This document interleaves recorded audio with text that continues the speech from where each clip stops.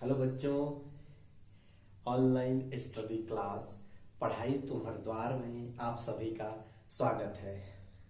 आप सब कैसे हैं?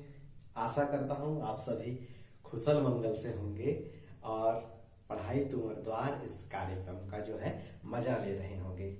आज मैं आप लोगों के समक्ष कक्षा 12वीं विषय रसायन का जो है अध्याय 5 का जो सतह रसायन का कुछ भाग जो बचा है उसे मैं आगे कंटिन्यू करूंगा। तो इससे पहले हम लोगों ने 5.4.2 तो पिछली क्लास में हमने देख लिया था, जिसमें ठोस उत्प्रेरकों के बारे में हमने देख लिया था। ऐसे आज हम देखेंगे 5.4.3 जिसमें जियोलाइटों का अध्ययन करेंगे। तो जियोलाइट भी एक ठोस उत्प्रेरक है, जिसको मैं लास्ट में आप लोगों को एक रासायनिक समीकरण के थ्रू बताऊंगा कि जियोलाइट किस तरीके से किसी रासायनिक अभिक्रिया को उत्प्रेरित करते हैं और उस रासायनिक इसमें ठोस उत्प्रेरक की तरह कार्य करते हैं। तो आज हम देखेंगे जियोलाइटों का आकृति वर्णीय उत्प्रेरक।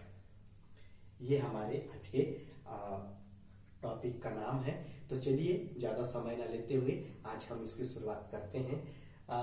जैसे आपके सामने देख रहे हैं जियोलाइट।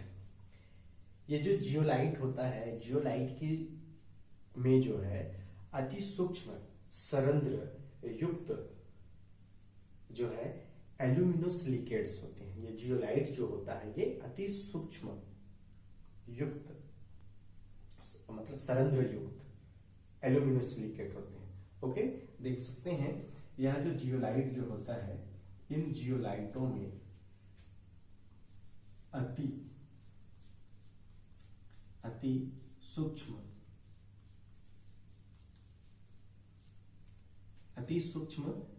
सरंध्र मतलब छिद्र सरंध्र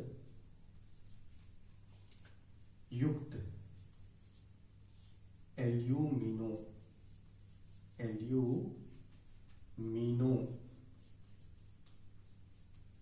सिलिकेट्स होते हैं। एल्यूमिनो सिलिकेट्स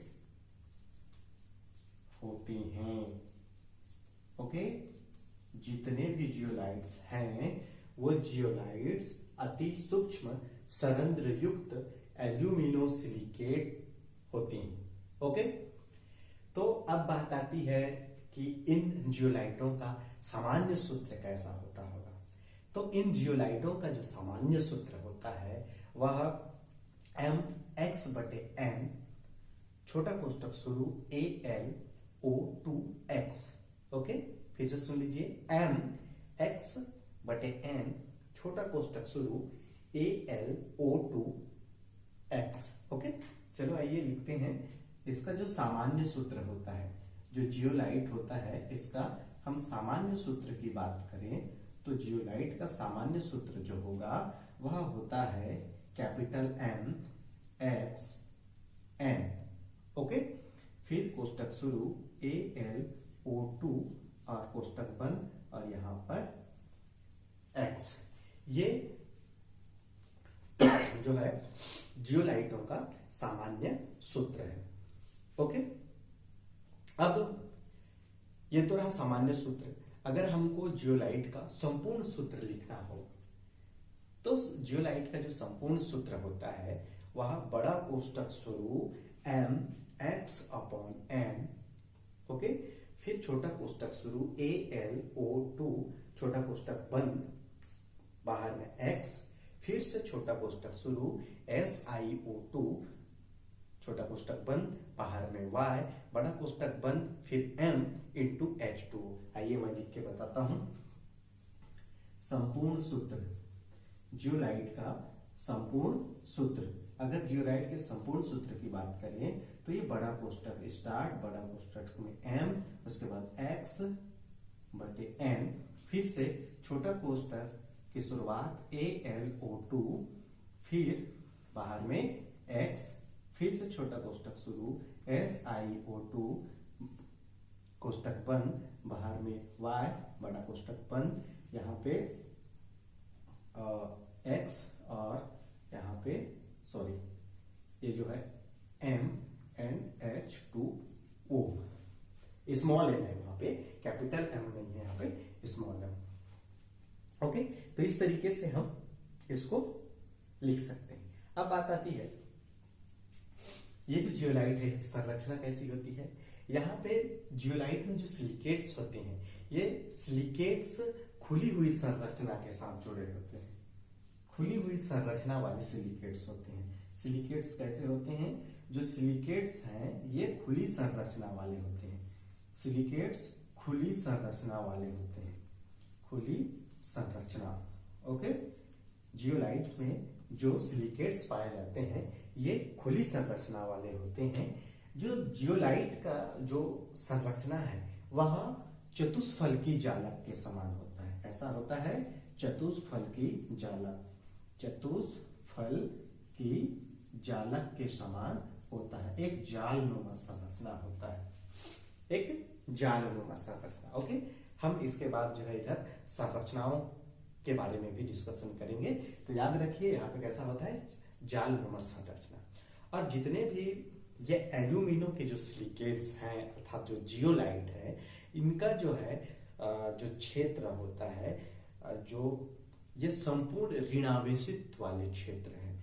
तो इस ऋणावेशित क्षेत्र को जो है धनावेश द्वारा प्रतिस्थापित किया जाता है। फिर से सुन लीजिए, जो एल्यूमिनो सिलिकेट्स हैं इनका संपूर्ण जो ऋणावेश है, उस ऋणावेश को जो है धनायनों के द्वारा धन आवेशों के द्वारा प्रतिस्थापित किया जाता है और उसे उदासीन बनाया जाता है। तो इस तरीके से उसकी संरचना जो है एक उदासीन संरचना की तरह जो है कार्य करता है। ओके, आइए मैं लिख के बताता हूं। जो एल्यूमिनो सिलिकेट्स हैं, एल्यूमिनो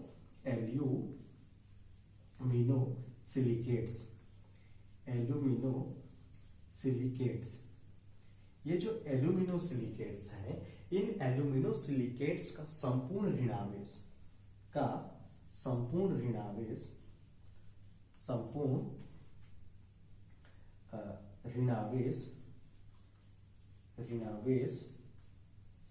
को जो है धनावेश के द्वारा, संपूर्ण ऋणावेश को धनावेश के द्वारा प्रतिस्थापित किया जाता है, प्रतिस्थापित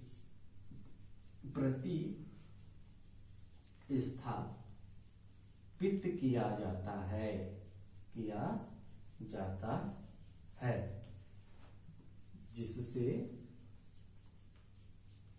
यह उदासीन हो जाता है।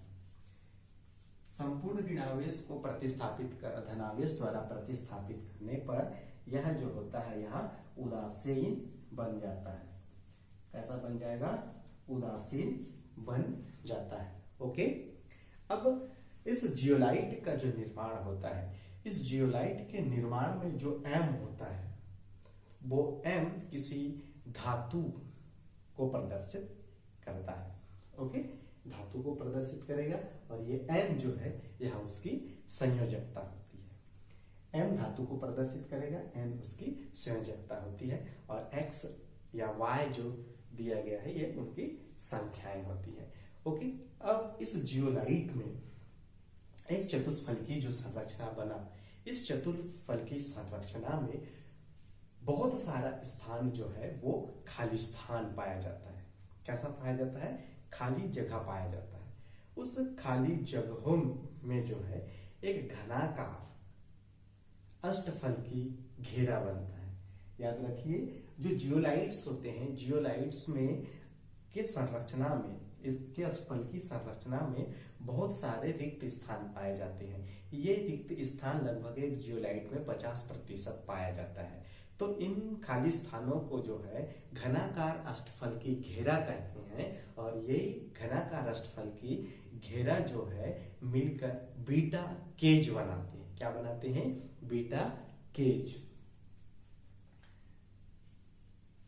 देख लीजिए यहां पर एक बार, घनाकार अष्टफलकी घेरा, घनाकार घनाकार अष्ट फलकी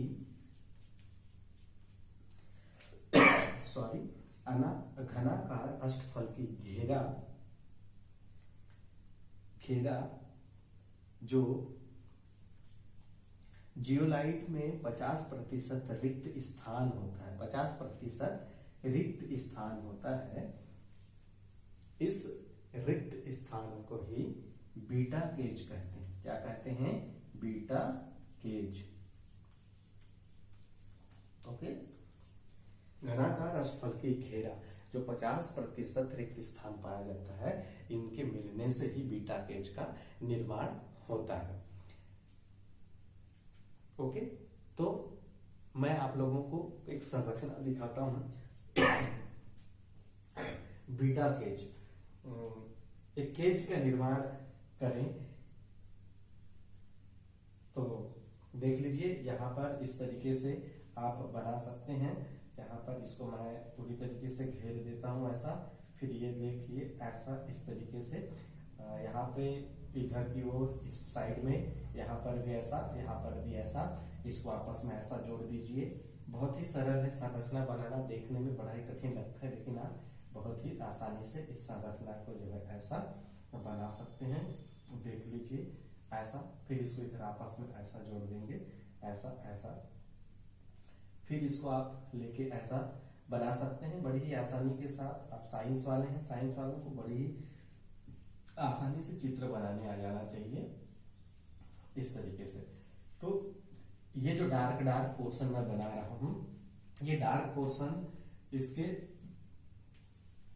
बंद वाले भाग को दर्शाता है, और खाली स्थान जो दिख रहा है ये उसका रिक्त स्थान है। और यही रिक्त स्थान जो है जियोलाइट में 50% होते हैं, और इसी से मिलकर क्या बनता है, इस पूरे संरचना को क्या कहते हैं? Beta cage.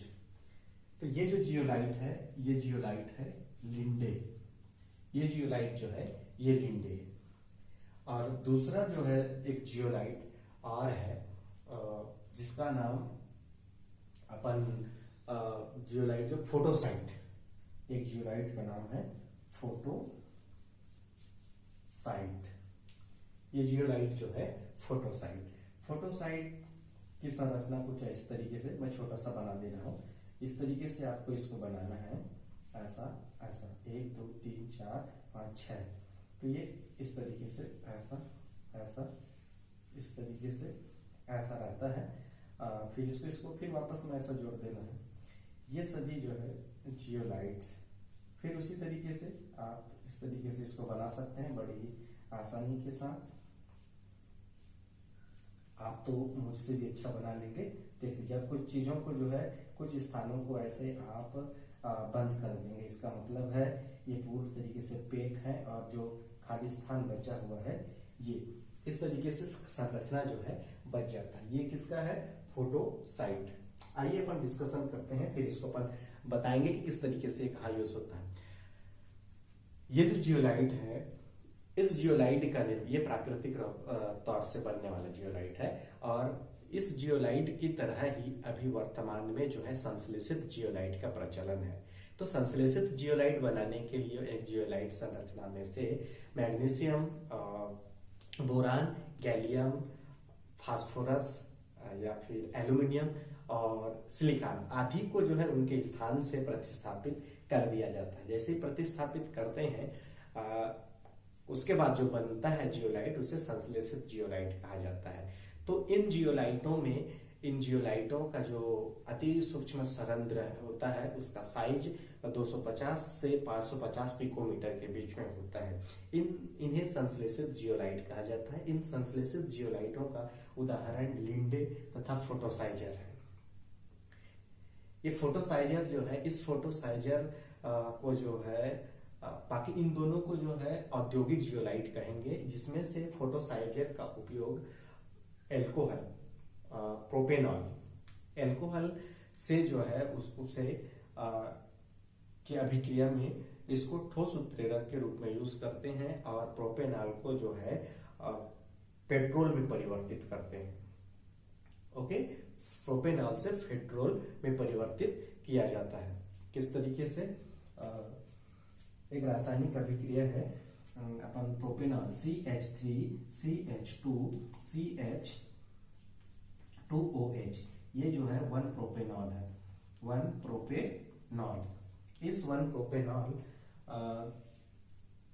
का जो है क्रिया करवाते हैं in the presence of solid catalysed फोटोसाइट, ठोस उत्प्रेरक की उपस्थिति में, ठोस उत्प्रेरक फोटोसाइट। फोटोसाइट जो है एक ठोस उत्प्रेरक है, इसकी उपस्थिति में क्रिया करवाते हैं, शोधन कह सकते हैं, क्रिया करवाते हैं। तो अपन इसमें CH2 single bond CH double bond CH2, यह जो है पेट्रोल, और इधर फोटोसाइट आयन जो है बाहर निकलता है, फोटोसाइट आयन जो है बाहर निकल जाता है।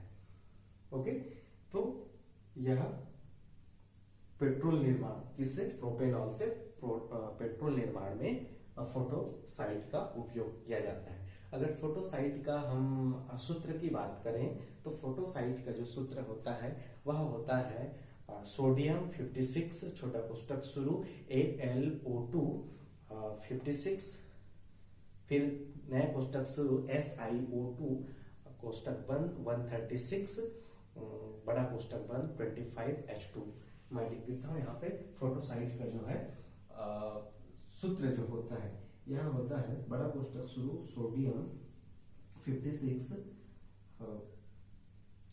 फिर इसके बाद छोटा कोष्टक शुरू AlO2 56, फिर छोटा कोष्टक शुरू SiO2 ये 136, बड़ा कोष्टक बंद यहाँ पे 25 और H2O, ये जो है एक फोटोसाइट का सूत्र है। ओके, तो इस तरीके से हम देख सकते हैं जियोलाइट और ये संश्लेषित जियोलाइट। तो इस जियोलाइट का उपयोग करके जल की जो कठोरता होती है उस कठोरता को दूर किया जाता है। जैसे ही हम कठोर जल में जियोलाइट मिलाते हैं तो जियोलाइट की जो संरचना होती है एक नेट संरचना के समान होती है, एक नेट जाल की तरह संरचना होती है। तो जो कठोर जल के जो आयन होते हैं उन आयनों को जियोलाइट का जो नेट संरचना होता है वह बांध लेता है। तो आयनों को बांध देने से जल में आयनों की मात्रा गायब हो जाती है। जब जल में आयन गायब हो जाते हैं तो जल की जो कठोरता होती है वह दूर हो जाती है। तो जियोलाइटों का उपयोग जल की कठोरता को दूर करने में किया जाता है। जल के अणु जो है इस खाली स्थान में घुस जाते हैं और जल की कठोरता जो है दूर हो जाती है, और जल में उपस्थित जो भी आयन होते हैं वो जियोलाइट के जो नेटवर्क होता है, नेट होता है, ओके, जाल होता है, उस जाल के द्वारा बांध लिए जाते हैं, आयन अलग हो जाते हैं, पानी से कठोरता दूर हो जाती है। ऐसे ही फोटोसाइजर का उपयोग जो है हमने देखा कि प्रोपेनॉल से जो है पेट्रोल बनाने में किया जाता है। तो बच्चों, आप इस वीडियो को रिवाइंड करके इस लेक्चर को जो है अच्छे से देख लिए और समझ लिए होंगे। तो अगले क्लास में हम नए जानकारी के साथ आपके सामने आएंगे। तब तक के लिए आप सभी को धन्यवाद। जय हिंद, जय भारत, जय छत्तीसगढ़। ओके बच्चों, बाय बाय।